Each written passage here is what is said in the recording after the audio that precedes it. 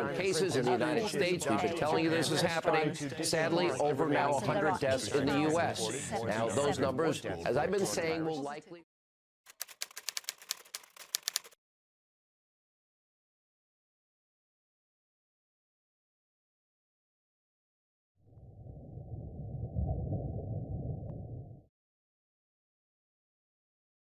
ایک اشرے سے ہم لوگ حیرت انگیز بیماریوں سے نبرد آزما ہیں اور ان کے حل کے لیے کوشاں ہیں۔ برڈ فلو، ڈینگی بخار، سوائن فلو، سارس، ایبولا اور زیکا وائرس جیسی کئی بیماریوں نے لاکھوں افراد کو اپنی لپیٹ میں لے رکھا ہے۔ دسمبر 2019 سے چین کے شہر ووہان سے شروع ہونے والی بیماری کووڈ-19 اتنی تیزی سے پھیلتی جا رہی ہے کہ ورلڈ ہیلتھ آرگنائزیشن اسے عوام الناس کے لیے عالمی سطح کی ہنگامی صورتحال قرار دے چکی ہے۔ یہ جو بیماری ہے یہ کرونا وائرس نام کا جو گروپ ہے وائرس کا، اس سے پھیلتی ہے، اور یہ کرونا وائرس جو ہے یہ انسانوں میں بھی بیماری پیدا کرتا ہے اور جانوروں میں بھی۔ انسانوں میں بہت سے کرونا وائرس جو ہیں وہ نظام تنفس یا ریسپریٹری سسٹم کی بیماری پھیلاتے ہیں، جن میں عام زکام سے لے کر شدید نوعیت کی بیماری ہو سکتی ہے۔ مثلا کچھ عرصہ پہلے آپ نے ایک بیماری کا نام سنا تھا، مرس یا سارس کے نام سے ایک بیماری تھی، تو وہ بھی اسی گروپ کے وائرس کی وجہ سے ہوئی تھی۔ عمومی طور پہ جو علامات ظاہر ہوتی ہیں اس میں گلے کی میں خراش، گلا کا خراب ہونا، کھانسی اور تیز بخار کا ہونا۔ نزلہ یا زکام عمومی طور پہ اس کی علامت نہیں ہے، لیکن چند ایک مریضوں میں زکام یا نزلہ کا ہونا یا پیٹ میں تکلیف جس میں قے کا آنا یا متلی کا ہونا یا پیٹ میں درد یا لوز موشن بھی اس میں شامل ہیں۔ ان بیماریوں کی پھیلنے کی بڑی وجہ صفائی اور کھانے پینے کی اشیاء میں توازن اور احتیاط نہ کرنا ہے، جس سے ہمارے نظام تنفس، قوت مدافعت اور دیگر قوا اپنے فرائض ٹھیک طریقے سے سر انجام نہیں دے پاتے اور انسان ہسپتال جا پہنچتا ہے۔ کرونا وائرس اب تک 190 سے زائد ممالک کے لگ بھگ لاکھوں افراد متاثر کر چکا ہے۔ یہ بیماری عمومی طور پہ ان لوگوں میں ظاہر ہوتی ہے جو کہ پہلے ہی امیونو کمپرومائزڈ ہوتے ہیں، یعنی جن میں قوت مدافعت نسبتاً کم ہوتی ہے، اور یا بوڑھے لوگوں میں یا عمر رسیدہ یا بوڑھے یا جن میں ایک یا دیگر بیماریاں موجود ہیں، جس میں شوگر کا ہونا، گردوں کا فیل ہونا، یا سانس کی تکلیف کا ہونا، پرانے سانس کی مریضوں میں دمے والا مریض یا COPD جس نے کرونک آبسٹرکٹیو لنگ ڈیزیز کہتے ہیں، یا وہ مریض جو کہ کینسر کی دوائیاں لے رہے ہوں یا ہارٹ کی بیماری میں مبتلا ہوں، ان مریضوں میں اگر یہ وائرس ہو تو وہ زیادہ جان لیوا ہوتا ہے۔ جب بیماریاں آتی ہیں، وبائیں آتی ہیں، تو ہر ایک کو اپنی لپیٹ میں لے سکتی ہیں، اس لیے ہر ایک کو بہت احتیاط کی ضرورت ہے۔ حکومتی ہدایات پر عمل کریں۔ بڑی عمر کے لوگوں، بیمار لوگ، ایسی بیماریوں میں مبتلا لوگ جن کا قوت مدافعت جسم کی کم ہو جاتی ہے، ان کو بہت زیادہ احتیاط کرنے کی ضرورت ہے۔ بڑی عمر کے لوگ گھروں سے کم نکلیں، اور یہی حکومت کا اعلان بھی ہے، سوائے اس کے کہ بہت اچھی صحت ہو، عموماً گھر میں رہنا چاہیے۔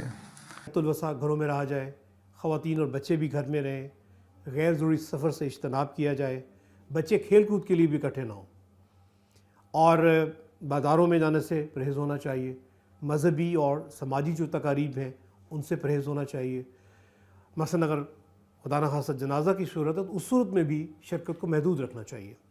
بھیڑ اور مجمع والی جگہوں سے، جیسے کہ میں نے ابھی عرض کیا، بازاروں وغیرہ میں جانے سے اجتناب کیا جائے۔ اور اس کے علاوہ ایک بہت ضروری بات میں عرض کرنا چاہتا ہوں کہ بہت چھوٹے سے مرض کے لیے یا معمولی مرض کے لیے ہسپتال کا رخ بھی نہیں کرنا چاہیے۔ اس بیماری سے بچاؤ کے لیے سب سے زیادہ اہم بات جو ہے وہ یہ ہے کہ ہم اپنے ہاتھوں کو اور چہرے کو صاف رکھیں، اس کو دھوئیں اور باقاعدگی سے صابن کا استعمال کریں۔ اگر آپ صابن کے استعمال کریں تو یہ بیماری 90% سے زیادہ تر اس کے جراثیم سے پاک رہا جا سکتا ہے، اور جب صابن استعمال کریں تو کم از کم 20 سیکنڈ تک اپنے ہاتھوں کو اچھی طرح ملیں۔ عام طور پہ یہ وائرس چونکہ رطوبتوں کے ذریعے مثلا چھینکنے سے کھانسنے سے پھیلتا ہے، تو اس لیے ایک مصدقہ یا مشتبہ مریض سے آپ کو دور رہنا چاہیے۔ اب یہ تو آپ کو علم نہیں ہوتا کہ یہ شخص جو ہے یہ مشتبہ ہے، وائرس کا حامل ہے، تو اس لیے یہ مشورہ دیا جاتا ہے کہ ہر فرد اپنے آپ کو دوسرے فرد سے فاصلے پر رکھے۔ اس کے علاوہ ہینڈ سینیٹائزر جس میں عمومی طور پہ الکوہل کا استعمال کیا جاتا ہے، 60 سے 70% الکوہل ہوتی ہے، اس سے اپنے ہاتھوں کو صاف رکھا جا سکتا ہے۔ قریباً 80% لوگ جو ہیں ان کو بالکل معمولی قسم کی بیماری ہوتی ہے، اور ایسے مریضوں کو اپنے آپ کو گھر میں علیحدہ کر لینا چاہیے، فیس ماسک پہننا چاہیے۔ اگر آپ صحت مند ہیں تو عام طور پر ماسک کا استعمال آپ کے لیے فائدہ مند نہیں ہوگا، اور اس کا مشورہ بھی نہیں دیا جاتا۔ اگر آپ کو نزلہ زکام کی علامات ہیں اور آپ کرونا کے مریض ہیں، یا آپ کو کسی کے بہت قریب جانا ہے اور جو ناگزیر ہے، یا آپ طبی عملہ میں ہے، تو آپ کو سرجیکل ماسک پہننے کی ضرورت ہوتی ہے۔ عام سرجیکل ماسک پہنتے ہوئے کچھ باتوں کا خیال رکھنا ضروری ہے۔ سب سے پہلے تو یہ بہتر ہے کہ آپ اپنے ہاتھ اچھی طرح صابن سے دھو لیں اور سینیٹائزر بھی لگا لیں تو زیادہ اچھا ہے۔ اور اس کے بعد پھر آپ ماسک اٹھا کے یہ دیکھ لیں کہ اس کے رخ کیسے ہیں۔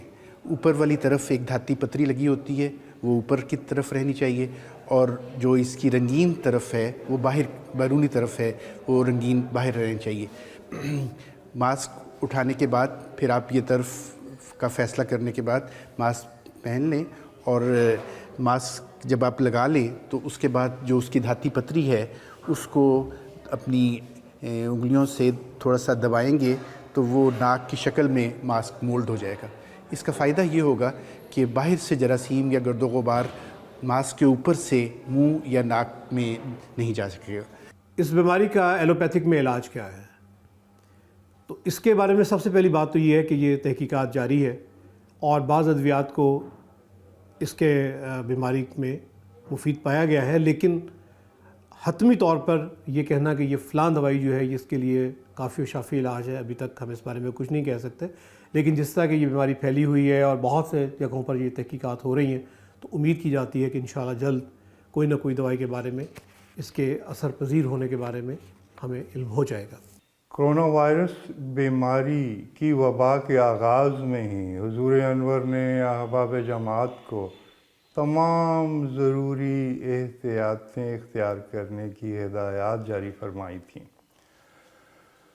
اور اس کے ساتھ ساتھ حضور انور نے ازراہ شفقت ہومیوپیتھک دواؤں کے نسخہ جات بھی عنایت فرمائے تھے۔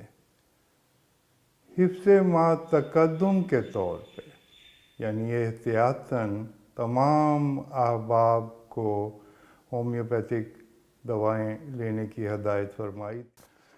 اس کے ساتھ ساتھ خدا نخواستہ جن کو یہ بیماری ہو جائے، بیماری ہونے کی صورت میں حضور انور نے ہومیوپیتھک دوائیں لینے کی ہدایت فرمائی تھی۔ یہ نسخہ آپ اسکرین پہ دیکھ رہے ہیں۔ اس وائرس نے دنیا کو اس بات پر سوچنے پر مجبور کر دیا ہے کہ خدا کی طرف رجوع کریں، لیکن حقیقی خدا اور زندہ خدا تو صرف اسلام کا خدا ہے، جس نے اپنی طرف آنے والوں کو راستہ دکھانے کا اعلان فرمایا ہے۔